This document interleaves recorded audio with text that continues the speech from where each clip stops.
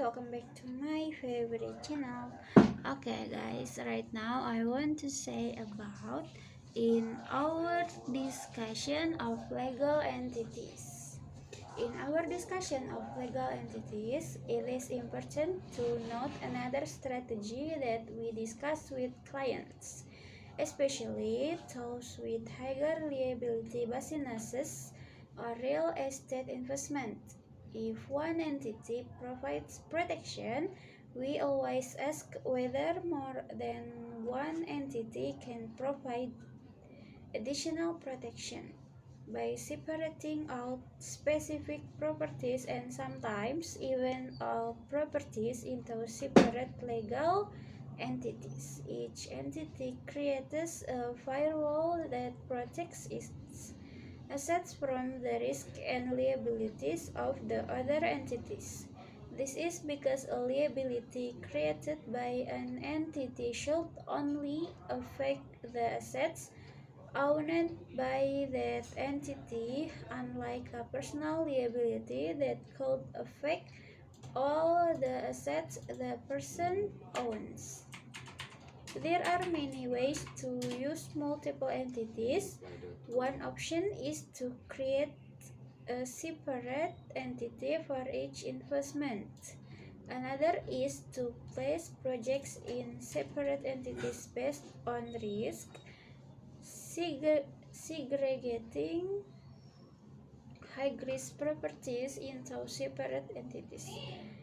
For example, if you own three rental properties and a piece of vacant land with a possible contamination issue, it may make sense to put the vacant land and its potential environmental liability into a separate LLC. That way, in the event the environmental issues turn into a real liability, not only should the individual owners of the LLC be protected, but the three other rental properties should also be protected. Multiple entities can also help to protect real estate from the liabilities that come from operating a business. Most liabilities occur as a result of operations rather than ownership. Think employment lawsuits. For example, you own a ranch and board horses.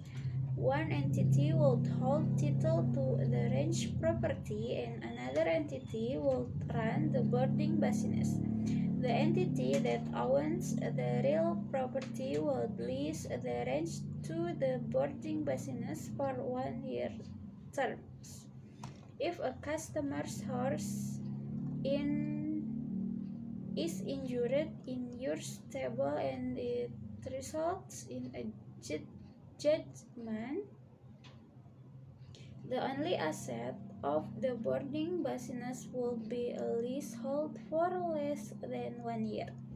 Another time when it may make sense to set up a separate entity is if you have a business that owns assets or does business in different states, especially aggressive states such as California that could assess penalties and interest for unpaid sales tax or other state-related income tax. By setting up a corporation or LLC just for the business conducted in the aggressive state, any past due tax or other liabilities arising from doing business within the particular state should be limited to the assets of that particular entity. Of course, setting up and maintaining all of these entities can be expensive and time-consuming.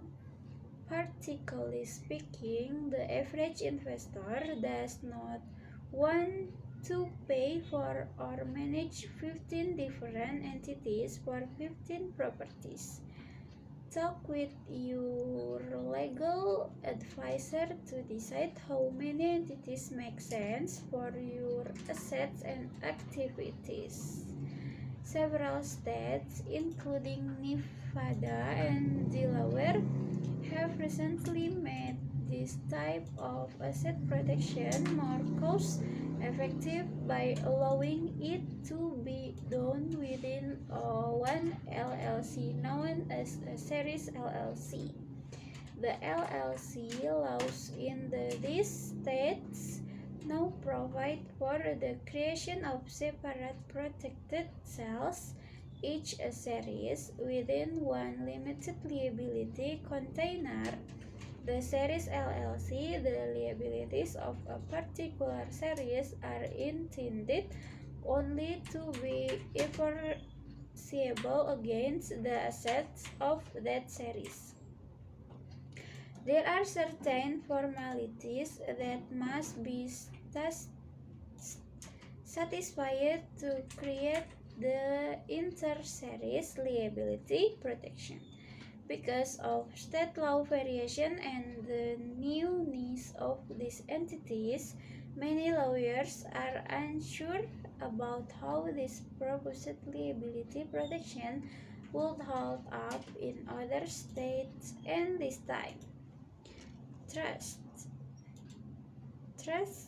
are mostly associated with estate planning and are discussed in Chapter 11. For the purpose of this chapter, trusts are just another type of entity that can provide some assets protection and tax advantages.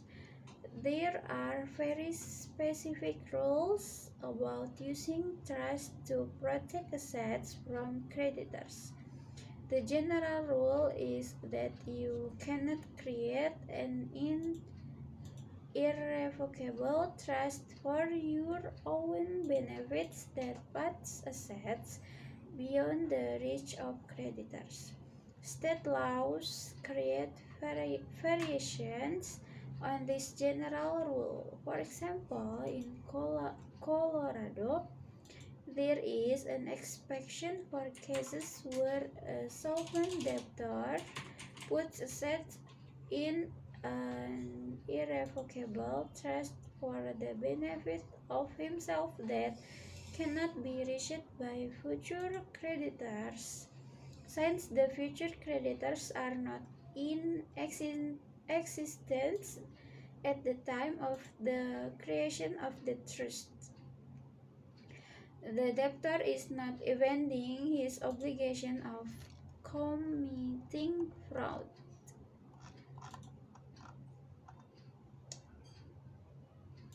Okay guys, until here first for today. See you in the next video. Bye bye bye.